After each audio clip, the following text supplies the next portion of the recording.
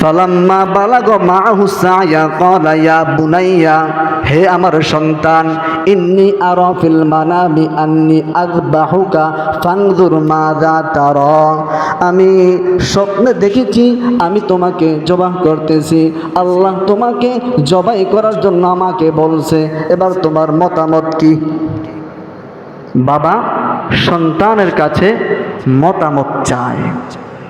কথার কথা, যদি আমার আপনার সন্তান আল্লাহ পাক দান করেছে, বাবা বাবা বলাও ডাক শুরু করেছে, এমন সময় সন্তানের বয়স 7 থেকে 8 বছর, এমন সময় যদি কথার কথা রব্বুল আলামিন স্বপ্নে দেখায় যে তুমি তোমার প্রিয় বস্তু সন্তানকে কোরবানি করো, আর যদি আপনি গিয়ে সন্তানকে বলেন বাবা আমি তো স্বপ্নে দেখেছি তোমাকে জবাই করতে, তখন সন্তান কি বলবে? মুখটা ফিরে এক দৌড় দিবে মার কাছে গিয়ে, মা দেখছো বাবা কত খারাপ, আমি মনে হয় বাবার সন্তান না, বাবা বলে আমাকে জবাই করবে, এই বাবা আমার না, এই বাবা আমার নয়, আমি তার সন্তান না, বাবার সাহস কত বড়, বাবা আমাকে জবাই করবে বলে, এই বাবা আমি মানি না। যদি আমাদের সন্তান হতো তাহলে এটাই বলতো। যখন পয়গম্বর ইব্রাহিম আলাইহিস সালাম সন্তানকে জিজ্ঞাসা করলেন, এটাও একটা পরীক্ষা, এটাও কি একটা পরীক্ষা, দেখি আমার যেই পরিমাণ তাকওয়া, আমার যেই পরিমাণ ঈমান, এই পরিমাণ ঈমান আমার সন্তানের আছে কিনা, দেখি আমার সন্তানের ঈমানের পাওয়ার কেমন। সন্তানকে যখন বললেন বাবা তোমার মতামত কি, আমি তোমাকে স্বপ্নে দেখেছি জবাই করতে, আল্লাহ আমাকে অনুমতি দিয়েছে তোমাকে জবাই করার জন্য হুকুম করেছেন, তোমার মতামত কি? ইব্রাহিম আলাইহিস সালাম চাইলে পুত্র থেকে জিজ্ঞাসা না করে তাকে জবাই করতে পারত, কিন্তু জিজ্ঞাসা করেছেন, সন্তানের তাকওয়া পরীক্ষা করেছেন, সন্তানের ঈমান পরীক্ষা করেছেন। মুসলমান বন্ধুরা আমার, সন্তানকে যখন জিজ্ঞাসা করলেন, সন্তান সাথে সাথে উত্তর দেয়, বাবা তুমি তো খলিলুল্লাহ, তুমি তো আল্লাহর বন্ধু, তুমি তো আল্লাহর পয়গম্বর, তোমার স্বপ্ন কখনো মিথ্যা স্বপ্ন হতে পারে না, তোমার স্বপ্ন অবশ্যই সত্য সত্যি স্বপ্ন।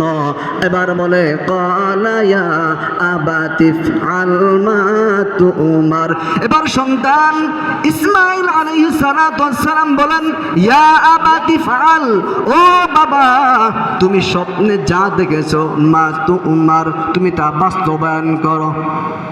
আল্লাহু আকবার। তুমি স্বপ্নে দেখেছ আমাকে তুমি জবাই করতেছ, বাবা কোনো সমস্যা নাই, আমি প্রস্তুত, সাতাজিদুনি ইনশাআল্লাহু মিনাস সাবিরিন, বাবা কোনো সমস্যা নাই, আল্লাহ তোমাকে স্বপ্ন দেখিয়েছে আমাকে জবাই করার জন্য, তুমি আমাকে সবেরদের অন্তর্ভুক্ত পাবে, আমি ধৈর্য ধারণ করব, তুমি আমাকে জবাই করার জন্য প্রস্তুত হয়ে যাও।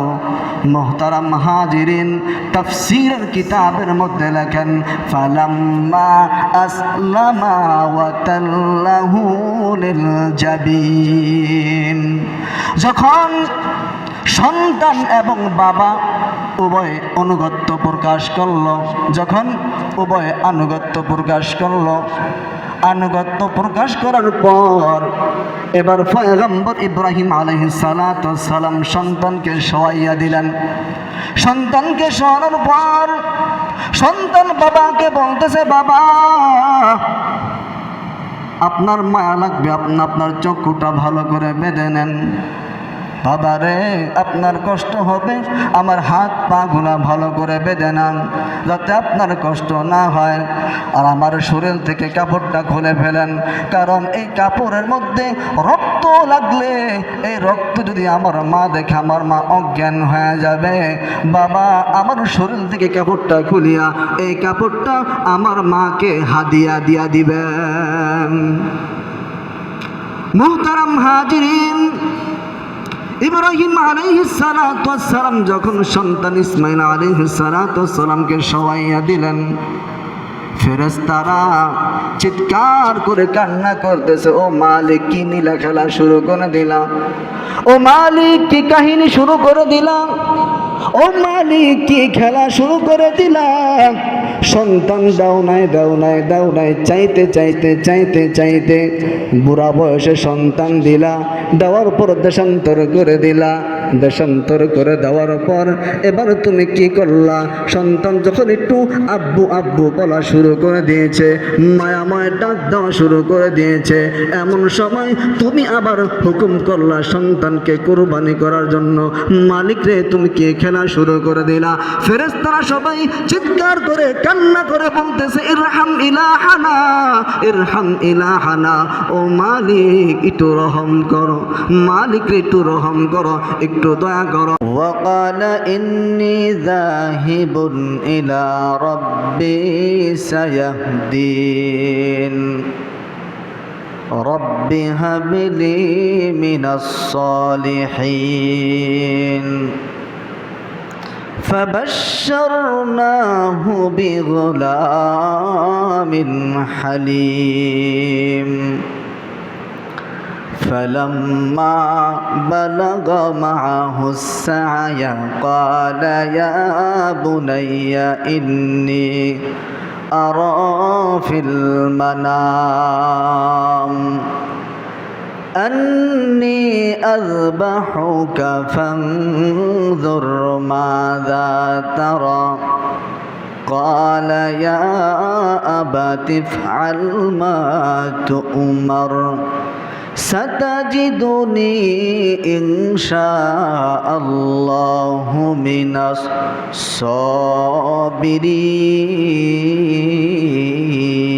الصابرين. وقال النبي صلى الله عليه وسلم ما عمل ابن آدم من عمل يوم النحر أحب إلى الله من إهراق الدم أو كما قال النبي صلى الله عليه وسلم إن الله وملائكته يصلون على النبي يا أيها الذين آمنوا صلوا عليه وسلموا تسليما. محبتر সাথে درود إبراهيم ভরি। اللهم صل على محمد وعلى آل محمد كما صليت على إبراهيم وعلى آل إبراهيم إنك حميد مجيد.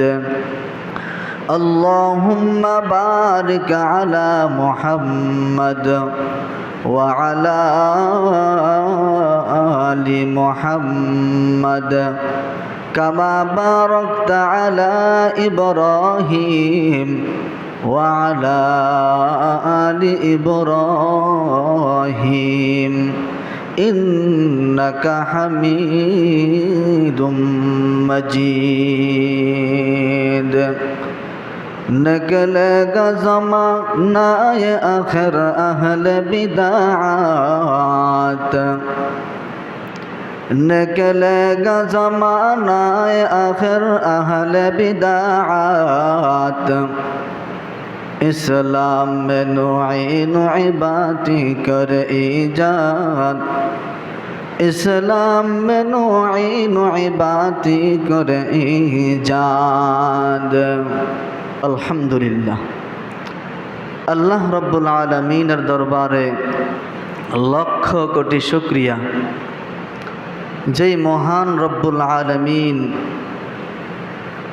আমার মতো অদমের প্রতি দয়া করে, আপনাদের প্রতি রহম করে আজ পবিত্র জুমার দিন আমাকে কিছু কথা বলার মতো, আপনাদেরকে শ্রবণ করার মতো এবং জুমার নামাজ আদায় করার জন্য তৌফিক দান করেছেন। এজন্য অন্তর থেকে শুকরিয়া আদায় করি আলহামদুলিল্লাহ। কবি বলেন, শুকর নেয়ামত নেয়ামত আবু সুকুনাদ, কুফর নেয়ামত আজকা ফাতবিরু কুনাদ। বান্দা যখন অন্তর থেকে শুকরিয়া আদায় করে, যখন অন্তর থেকে শুকরিয়া আদায় করে, তখন রব্বুল আলামিন বান্দার প্রতি খুশি হয়ে যান। খুশি হইয়া বান্দার নেয়ামতকে বাড়াইয়া দেন। তবে শুকরিয়া আদায় করতে হবে অন্তর থেকে। কোথা থেকে? অন্তর থেকে।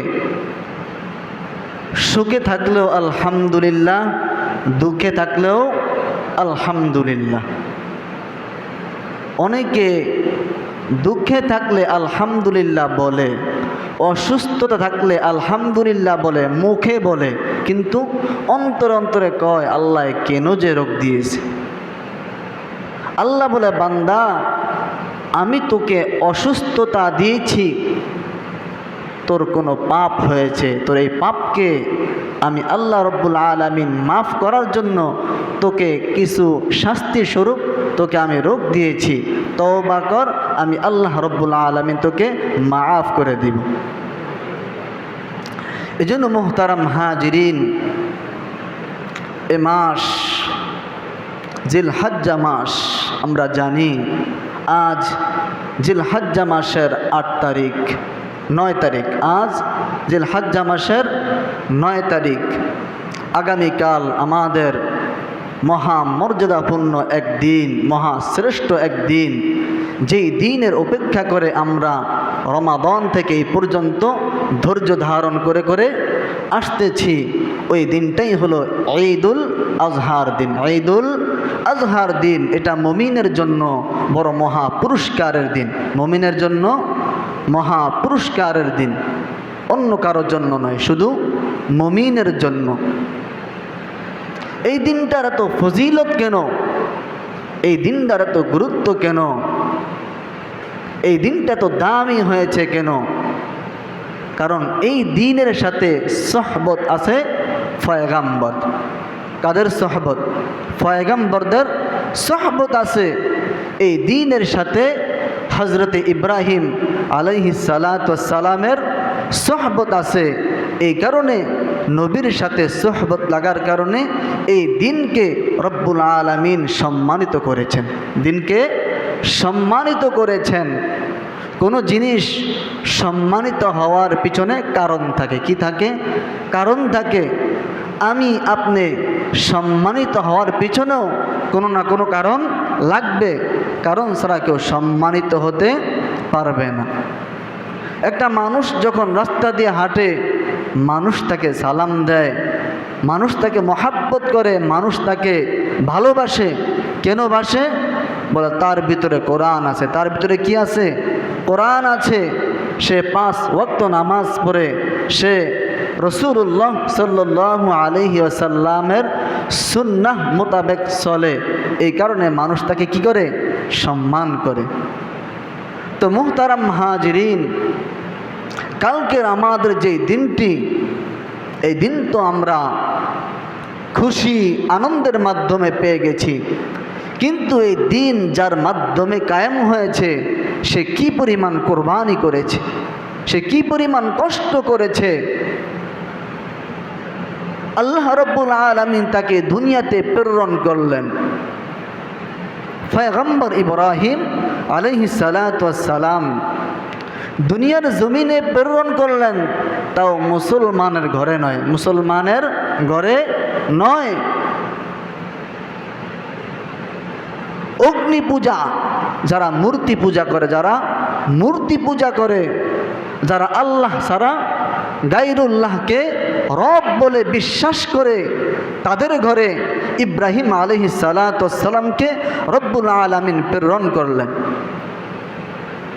জীবনের শুরু থেকে পরীক্ষা শুরু, জীবনও শুরু, পরীক্ষাও শুরু। আর এক এক পরীক্ষা বিশাল বড় বড় পরীক্ষা। আল্লাহ রাব্বুল আলামিন পয়গম্বর ইব্রাহিম আলাইহিস সালাতু ওয়াস সালামকে যখন অনেকগুলো পরীক্ষা করলেন, পরীক্ষা করার পর ইব্রাহিম আলাইহিস সালাতু ওয়াস সালাম আল্লাহ পাক রব্বুল আলামিন যত পরীক্ষা করেছেন সমস্ত পরীক্ষায় উনি বিজয়ী লাভ করেছেন। কোনো পরীক্ষায় ফেল করেন নাই, কোনো পরীক্ষায় ফেল করেন নাই। পরীক্ষায় পাশ করার পর এবার উনি বলতেছেন, ওয়াকালা ইন্নী যাহিবুন ইলা রাব্বি সায়াহদিন।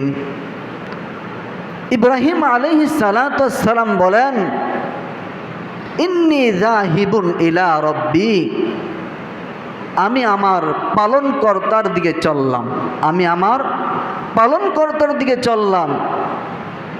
নমরুদ যখন তাকে আগুনে ফেলল, আগুনে ফেলার পর জিব্রাইল আলাইহিস সালাতু ওয়াস সালাম আসিয়া বললেন, পয়গম্বর আপনি অনুমতি দেন আমি আগুনকে বন্ধ করে দেই। ইব্রাহিম আলাইহিস সালাতু ওয়াস সালাম বললেন, আমার আল্লাহ কি নাই? আমার আল্লাহ তো আছে, আমাকে সহযোগিতা করার জন্য, আমাকে বাঁচানোর জন্য আমার আল্লাহ তো আছে। যাও, যে আল্লাহ আমাকে বানিয়েছে সে আল্লাহ দেখতেছে, সে আল্লাহ আমাকে এই বিপদ থেকে উদ্ধার করবে। যত পরীক্ষা করলেন সব পরীক্ষায় পাশ করে এবার তিনি বলতেছেন, আমি আমার পালনকর্তার দিকে চললাম। শেষে বলতেছে সায়াহদিন, তিনি আমাকে পথ প্রদর্শন করবেন, তিনি আমাকে পথ প্রদর্শন করবেন। তো আল্লাহর বান্দা পয়গম্বর ইব্রাহিম আলাইহিস সালাতু ওয়াস সালাম জমিনের মধ্যে আগমন করলেন। দিন দিন বয়স বাড়তেছে, বিবাহ করলেন, কিন্তু বয়স ৮০-৮৫ হয়ে গেছে, কোনো সন্তান হয় না। তো যখন সন্তান হয় না, দেখেন দুনিয়ার মধ্যে যখন আমরা কোনো মানুষকে খুশি করার জন্য কোনো কাজ করি, কথার কথা এই এলাকার যে মেম্বার আছে, যে চেয়ারম্যান আছে, ওনার সমস্ত কথা আমি পালন করছি।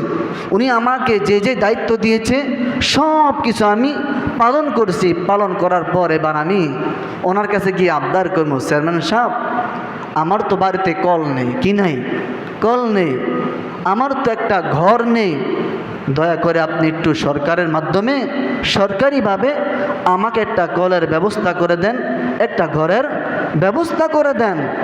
তো ইব্রাহিম আলাইহিস সালাতু ওয়াস সালাম রব্বুল আলামিনের সমস্ত পরীক্ষায় পাশ করে এবার রব্বুল আলামিনের কাছে চাইতেছি।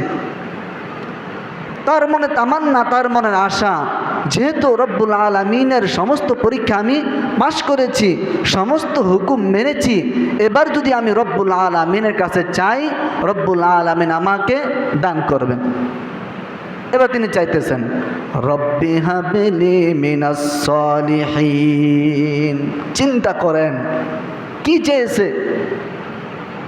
আমি হইলে লক্ষ লক্ষ টাকা চাইতাম, আমি হইলে অট্টালিকা দালান কোঠা চাইতাম, কিন্তু ইব্রাহিম আলাইহিস সালাতু ওয়াস সালাম বলেন, রব্বি হাবলি মিনাস সলিহিন, আল্লাহ আপনি আমাকে নেককার সন্তান দান করেন। কি দান করতে কইছে? নেককার সন্তান, নেককার পুত্র সন্তান রব্বুল আলামিনের কাছে আবদার করলেন। সাধারণ সন্তান চায় নাই, দুনিয়ার মধ্যে এসে ফিতনা ছড়াবে এমন সন্তান চায় নাই, দুনিয়ার মধ্যে অহেতুক কর্ম করবে, এমন কর্ম করবে যার দ্বারা ইসলামের বদনাম হবে, যার দ্বারা বাবার অন্তরে কলঙ্কের দাগ পড়বে, এমন সন্তান চায় নাই। চাইছে রব্বি হাবলি মিনাস সলিহিন, আল্লাহ আপনি আমাকে নেককার সন্তান দান করেন। যখন চাইলেন রব্বুল আলামিন আর দেরি করেন নাই, সাথে সাথে আয়াত নাজিল করে দিলেন, ফাবাশশারনাহু বিগুলামিন হালিম। রব্বুল আলামিনের কাছে যখন নেককার সন্তান দান করেন, নেককার সন্তান চাইলেন, তখন রব্বুল আলামিন বলেন, আমি তাকে সহনশীল পুত্রের সুসংবাদ দান করলাম।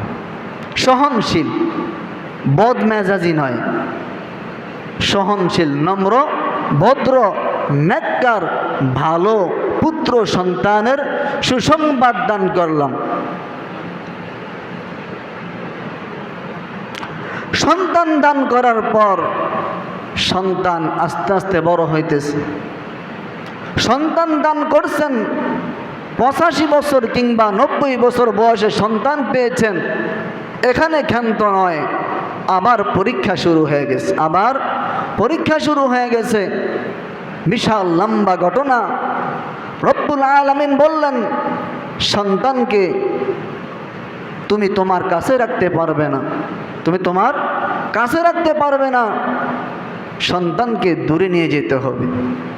তো লম্বা ঘটনা মুহতারাম মাহাজিরিন, সন্তানকে কাছে রাখতে পারে নাই, বিশাল বড় মরুভূমি এলাকায় রেখে আসছেন, যেখানে পানিও নাই, যেখানে কোনো ঘর নেই, বাড়ি নেই, কিছুই নেই, ওখানে রেখে আসলেন।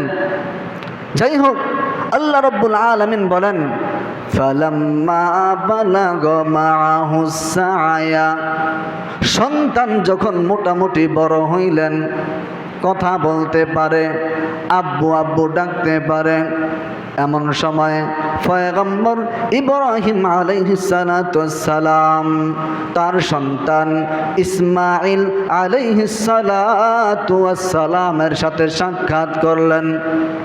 সাক্ষাৎ করার পর সন্তান পয়গম্বর ইব্রাহিম আলাইহিস সালাতু ওয়াস সালাম যখন সন্তানের তালাশে গেলেন, যাওয়ার পর দেখতেছে কয়েকটা বাচ্চা খেলাধুলা করতেছে।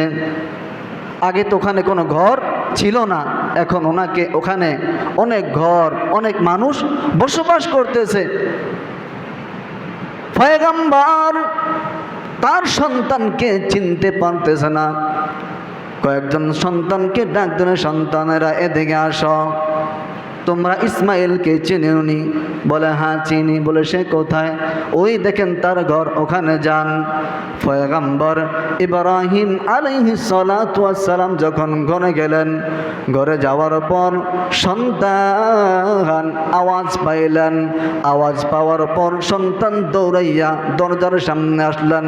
আসার পর চেহারার দিকে তাকাইলেন। চেহারার দিকে তাকানোর পর আর দেরি করে নাই, সাথে সাথে আব্বু আব্বু বলে ডাকা শুরু করে দিয়েছে। কি ব্যাপার, কেমনে চিনল? কারণ আল্লাহ রব্বুল আলামিন নবীদের চেহারার মধ্যে আলাদা একটা নূর দিয়েছেন। নবীদের চেহারা সাধারণ কোনো চেহারা না। পয়গম্বর ইব্রাহিম আলাইহিস সালাতু ওয়াস সালাম এত সুন্দর ছিলেন। ইসমাইল আলাইহিস সালাতু ওয়াস সালাম যখন পয়গম্বরকে দেখলেন, সাথে সাথে চিনে ফেললেন। বলে বাবা তুমি আসছো? পয়গম্বর ইব্রাহিম আলাইহিস সালাতু ওয়াস সালাম সন্তানকে জড়ায়া ধরলেন। সন্তানকে জড়ায়া ধরার পর এবার বলতেছে, রে সন্তান, তুমি আমাকে কিভাবে চিনলে রে সন্তান? এবার পয়গম্বর ইসমাইল আলাইহিস সালাতু ওয়াস সালাম জবাব দেয়, বাবা, আমার মা, যেদিন আপনি আমার মাকে এখানে রেখে গেলেন, আমার মা প্রতিদিন আপনার নামে আমার কাছে অনেক প্রশংসা করে, অনেক তারিফ করে, আমার কাছে অনেক প্রশংসা করে, অনেক তারিফ করে। আপনার একটা জুব্বা আমাদের ঘরের মধ্যে টানানো আছে, মা প্রতিদিন এই জুব্বার সামনে এসে চোখের পানি মুছে আর বলে, সন্তান, এটা কোনো সাধারণ মানুষের জুব্বা নয়, এটা তোর বাবা খলিলুল্লাহর জুব্বা। মা সন্তানকে বাবার পরিচয় দিতেছে। পয়গম্বর ইব্রাহিম আলাইহিস সালাতু ওয়াস সালাম তো রাতের বেলা স্বপ্ন দেখেছে। রাতের বেলা স্বপ্ন দেখেছে, ও আমার বন্ধু, আমার খলিল, তুমি তোমার প্রিয় বস্তুকে কুরবানি দাও, তুমি তোমার প্রিয় বস্তুকে কুরবানি দাও। চিন্তা করেন, সন্তান বাবা বাবা ডাকতে পারে, এমন সময় যদি কেউ বলে তোমার সন্তানকে কুরবানি দাও, এটা কি কখনো মানিয়ে নেওয়া সম্ভব? মোহতারাম হাজিরিন, আল্লাহর অর্ডার কার অর্ডার? মানতেই হবে। কারণ পয়গম্বরের স্বপ্ন কোনো মিথ্যা স্বপ্ন নয়, পয়গম্বরের স্বপ্ন হলো সত্য স্বপ্ন।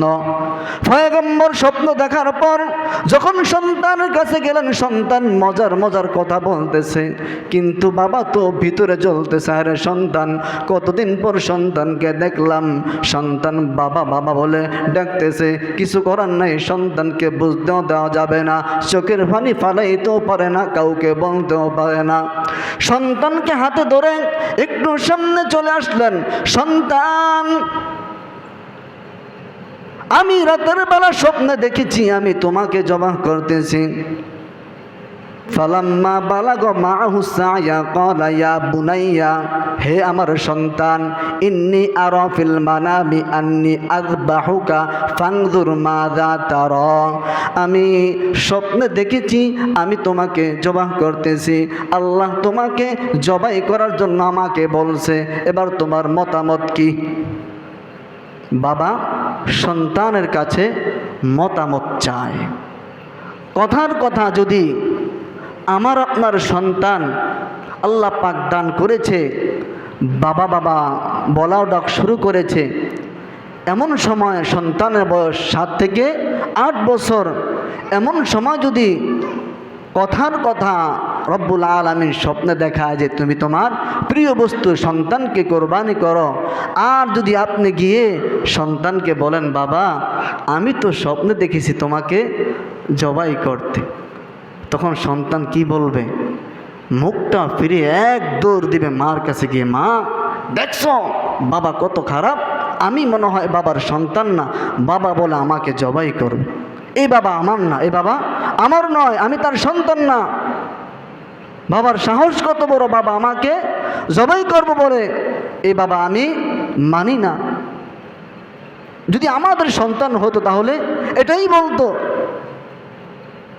যখন পয়গম্বর ইব্রাহিম আলাইহিস সালাম সন্তানকে জিজ্ঞাসা করলেন, এটাও একটা পরীক্ষা, এটাও কি একটা পরীক্ষা, দেখি আমার যেই পরিমাণ তাকওয়া, আমার যেই পরিমাণ ঈমান, এই পরিমাণ ঈমান আমার সন্তানের আছে কিনা, দেখি আমার সন্তানের ঈমানের পাওয়ার কেমন। সন্তানকে যখন বললেন, বাবা তোমার মতামত কি? আমি তোমাকে স্বপ্নে দেখেছি জবাই করতে, আল্লাহ আমাকে অনুমতি দিয়েছে তোমাকে জবাই করার জন্য হুকুম করেছে, তোমার মতামত কি? ইব্রাহিম আলাইহিস সালাম চাইলে পুত্র থেকে জিজ্ঞাসা না করে তাকে জবাই করতে পারত, কিন্তু জিজ্ঞাসা করেছেন, সন্তানের তাকওয়া পরীক্ষা করেছেন, সন্তানের ঈমান পরীক্ষা করেছেন।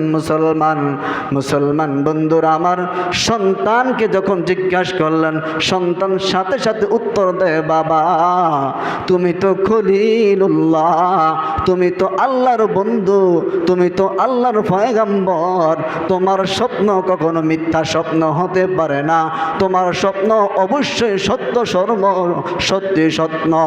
এবার বলে, ক্বালা ইয়া আবাতি ফআল মা তুমার, এবার সন্তান ইসমাঈল আলাইহিস সালাম বলেন, ইয়া আবাতি ফআল, ও বাবা তুমি স্বপ্নে যা দেখেছো, মা তুমার, তুমি তা বাস্তবায়ন করো। আল্লাহু আকবার। তুমি স্বপ্নে দেখেছ আমাকে তুমি জবাই করতেছ, বাবা কোনো সমস্যা নাই, আমি প্রস্তুত, সাতাজিদুনি ইনশাআল্লাহু মিনাস সাবিরিন। বাবা কোনো সমস্যা নাই, আল্লাহ তোমাকে স্বপ্ন দেখিয়েছে আমাকে জবাই করার জন্য, তুমি আমাকে সবেরদের অন্তর্ভুক্ত পাবে, আমি ধৈর্য ধারণ করব, তুমি আমাকে জবাই করার জন্য প্রস্তুত হয়ে যাও। মুহতারাম হাজিরিন, তাফসীরের কিতাবের মধ্যে লেখেন, ফালাম্মা আসলামা ওয়া তাল্লাহু লিল জাবিন, যখন সন্তান এবং বাবা উভয় আনুগত্য প্রকাশ করল, যখন উভয় আনুগত্য প্রকাশ করল, আনুগত্য প্রকাশ করার পর এবার পয়গম্বর ইব্রাহিম আলাইহিস সালাম সন্তানকে শোয়াইয়া দিলেন। সন্তানকে শোয়ানোর পর সন্তান বাবাকে বলতেছে, বাবা আপনার মায়া লাগবে, আপনার চক্ষুটা ভালো করে বেঁধে নেন। বাবা রে, আপনার কষ্ট হবে, আমার হাত পা গুলা ভালো করে বেঁধে নেন যাতে আপনার কষ্ট না হয়।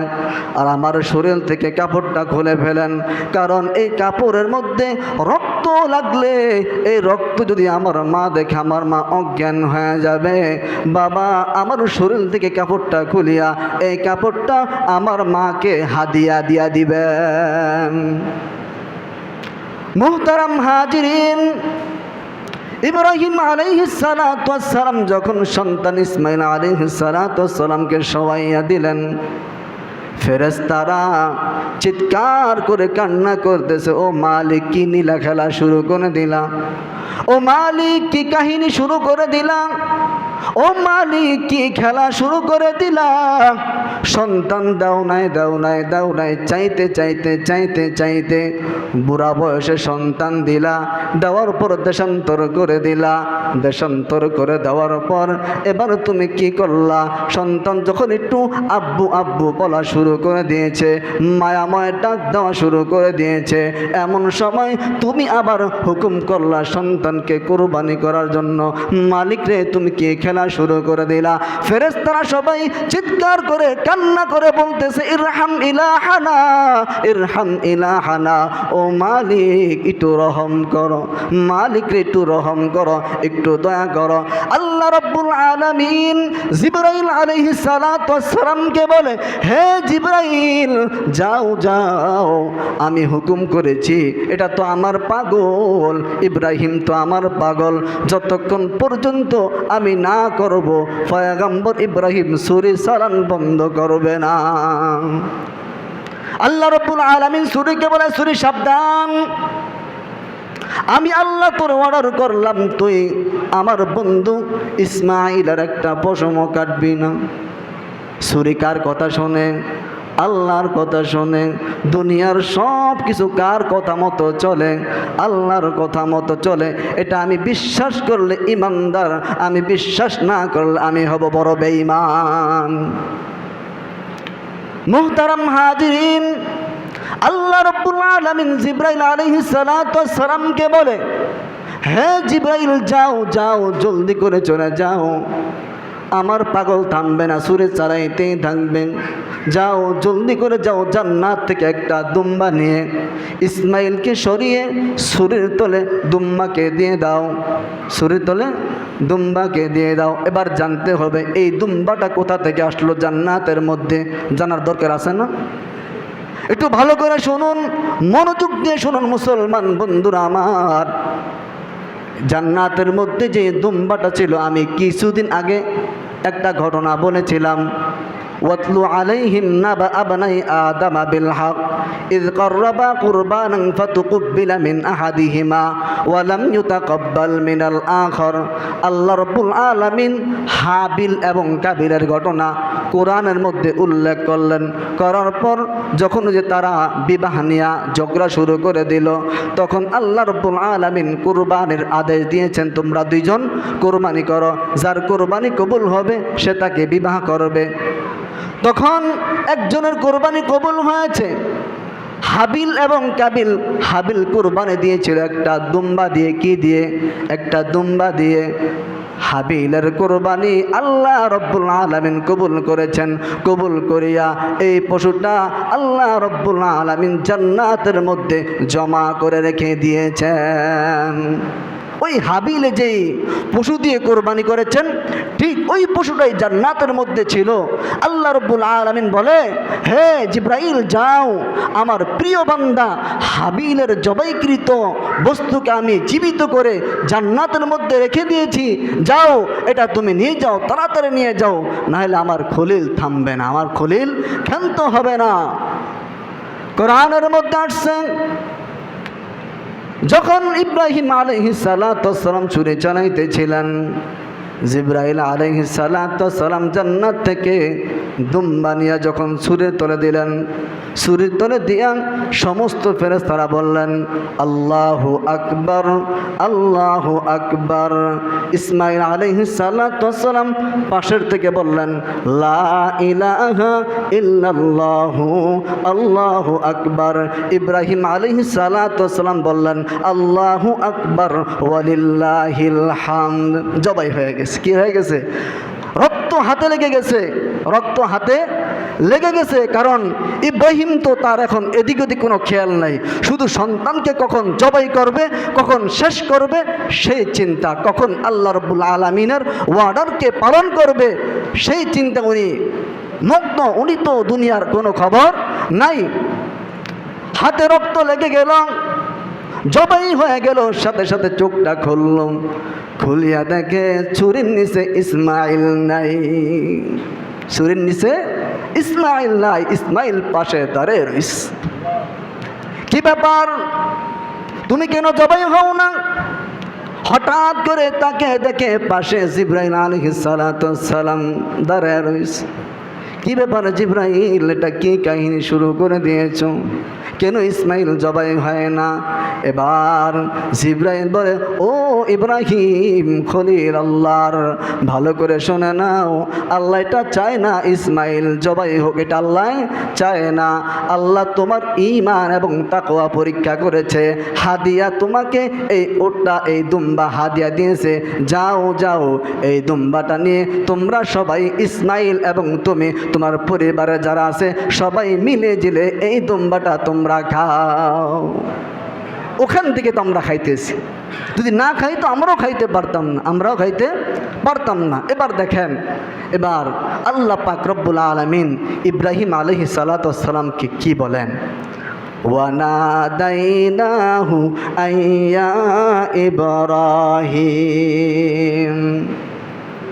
আল্লাহ রব্বুল আলামিন ইব্রাহিম আলাইহিস সালাতু ওয়াসসালামকে ডেকে বলেন হে ইব্রাহিম, কদ সাদ্দাকাতার রুয়া, তুমি তোমার স্বপ্নকে সত্যি প্রমাণিত করলে, তুমি তোমার স্বপ্নকে সত্যিতে পরিণত করলে। আমি তোমাকে স্বপ্ন দেখিয়েছি, তুমি সাথে সাথে তাই প্রমাণ করে দিলা, সাথে সাথে তা বাস্তবায়ন করে দিলা। ইন্না কাযালিকা নাজিজিল মুহসিনিন।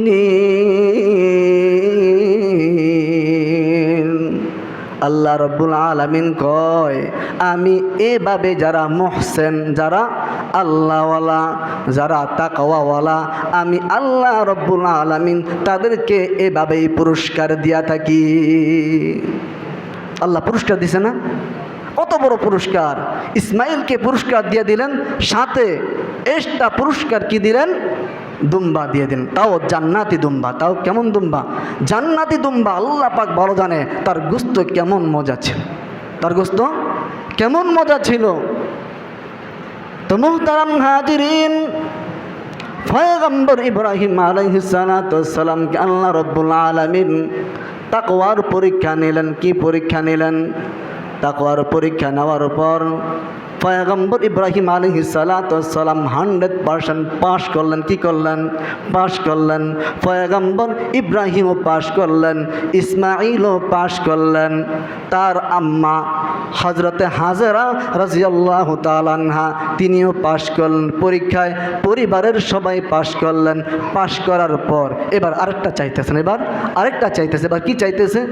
এবার রব্বুল আলামিনের কাছে বলতেছে আয় আল্লাহ, যত পরীক্ষা দিলাম একটা পরীক্ষায় তো ফেল করি নাই। বলে হ্যাঁ, তুমি তো একটা পরীক্ষাও ফেল করো নাই। বলে আল্লাহ এবার একটা জিনিস চামু, দিবানি? অবশ্যই দিব। কি চাও? এবার পয়গম্বর হাত তোলন করে বলতেছে আল্লাহ, আমি চাইতেছি আমার ধর্ম থেকে, আমার পরিবার থেকে আপনি এমন একজন মানুষ দুনিয়ার জমিনে প্রেরণ করেন যে 4টা কাজ করবে। কয়টা কাজ করবে? 4টা কাজ করবে। জমিনের মধ্যে যত ঈমানি দায়িত্ব আছে, যত ঈমানি দায়িত্ব আছে, সমস্ত দায়িত্বগুলো উনি একাই পালন করবে। কারণ ওই সময় নবীর কোনো অভাব ছিল না, নবীর কোনো অভাব ছিল না। কিন্তু পয়গম্বরের জামানায় পয়গম্বর যখন দুনিয়ার জমিনে আগমন করলেন, সব নবীর বাতি বন্ধ, সমস্ত নবীর বাতি বন্ধ। একমাত্র একটাই বাতি জ্বলেছিল, ওই বাতিটার নাম হলো রাহমাতুল আলামিন। পয়গম্বর জমিনের মধ্যে আগমন করার পর সমস্ত নবীর পাওয়ার শেষ, সমস্ত নবীর পাওয়ার শেষ। তো পয়গম্বর ইব্রাহিম আলাইহিস সালাতু ওয়াস সালাম দোয়া করলেন, এই দোয়ার ফসল হইল আমাদের বিশ্বনবী হজরতে মুহাম্মদুর রাসূলুল্লাহ সাল্লাল্লাহু আলাইহি ওয়াসাল্লাম। পয়গম্বর ইব্রাহিম আলাইহিস সালাতু ওয়াস সালামের ব্যাপারে আমাদের নবী বলেন, জানো আমি কে? সাহাবীরা জানো আমি কে? বলে না তো জানি না। বলে আমি হইলাম আমার পিতা ইব্রাহিম আলাইহিস সালাতু ওয়াস সালামের দোয়ার ফসল। আল্লাহর কাছে চাইছে, আমাকে আল্লাহ তার দোয়ার বরকতে জমিনের মধ্যে কি করলেন? প্রেরণ করলেন।